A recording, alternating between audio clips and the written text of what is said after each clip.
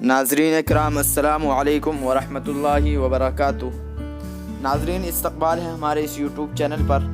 नाज़रीन जैसा कि आप लोगों को मालूम है कि दिल्ली में किस तरीके से कल से ही अफरा तफरी का पूरा माहौल है और अब तक जो है 8 लोगों की मौत की खबर भी आ चुकी है।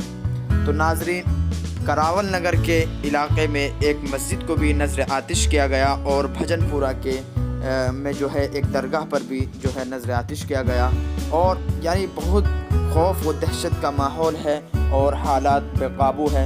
तो नाज़रीन इसके लिए सभी लोग दुआएं कर रहे हैं और दारुल उलूम देवबंद से बड़ी खबर है कि दारुल उलूम देवबंद के मस्जिद क़दीम में जो शहीद हुए इस झगड़े में उन शहीदों के लिए दुआए मग़फ़िरत कर रहे हैं और हालात को काबू के लिए वहाँ के तलबा और असातिज़ा जो है उन्होंने दुआओं का अहतमाम किया।